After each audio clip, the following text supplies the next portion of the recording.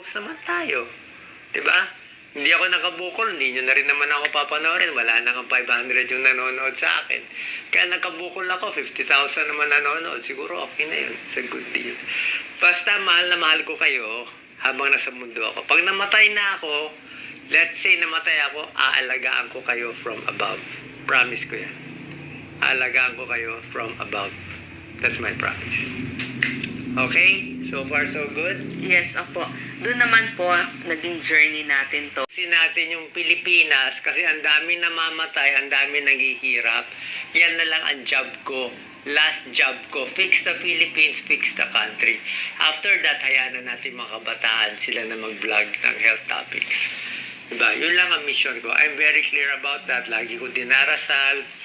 Nakikita niyo ibang video ko, parang meron akong Holy Spirit nagsasalita. Hindi ko alam kung ano yun, pero sa tingin ko mabuti yun. Kasi lumilinaw na ang pag-iisip ko. Kung ano man magiging desisyon ko, tandaan nyo, para sa inyo to. Kung gusto pa tayo ng Diyos mabuhay, tumulong sa Pilipinas, okay. Pag ayaw na, di okay. Pero, hindi ako give up. Yan lang ang purpose ko. Magagalit ang doktor ko pag nalaman nila, ito ang plano ko. Hindi ko nga sinasabi.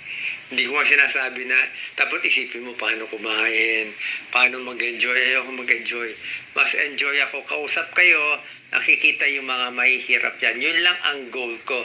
Kailangan naman magpakita naman tayo ng, makita mo yung mga santo, ang babait, ng mga saint nila, Jesus, mga mababait na tao, very selfless. Eh tayo, konting pera lang, konting scam lang, konting fake news lang, kawawa naman yung kababayan natin. Paano tayo uunlad kung puro tayo ganyan, di ba? Hindi pwedeng sobrang ganoon, di ba? Huwag pera-pera. In the end, malulugi rin kasi tayo. Anyway, yun lang naman. So far, so good. Ngayon, problema ko pa sa tiyan kasi itong bukol, kahit lumit siya, mukhang nakabara siya sa small intestine. Hindi gano'ng gumagalaw yung bituka ko, kaya hirap na hirap ako. Meron lang position na hindi pa nahahanap. So, it might take me a few more weeks. Siguro by November matatapos na. And makakauwi ako by December. And who knows what will happen. Basta lahat ng gagawin ko para sa inyo.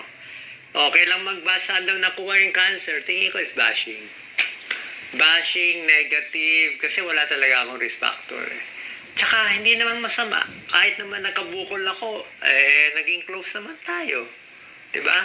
Hindi ako nakabukol, hindi nyo na rin naman ako papanoorin. Wala na kang 500 yung ang para sa akin na maganda. Kaya sa atin, pag nabuhay pa ako, ipipilit natin yan sa Pilipinas. Walang korupsyon, walang kalokohan. Sabi mo, Doc, ba't ka pa nag-iisip niyan?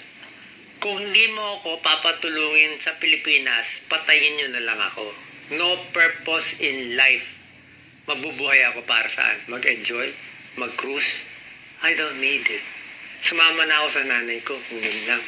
Kaya lang ako nandito para tulungan yung 110 million Filipinos na kawawang-kawawa ngayon. Yun lang ang purpose ko. Wala akong pakialam sa politika ng iba. Sarili kong style to. Diretso sa taas, diretso sa Holy Spirit. I don't care about anyone. Sorry ah. Kasi matigas talaga ako ngayon.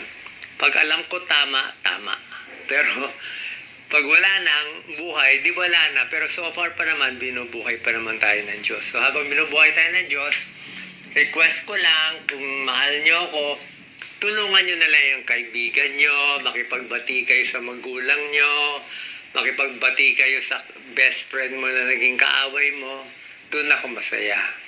Magbigay tayo ng pera, pagkain doon sa mga pulubi, sa lansangan natin, sa mga overseas worker. Gumawa lang kayo na mabuti. Happy na ako. Happy na ako. Okay? So,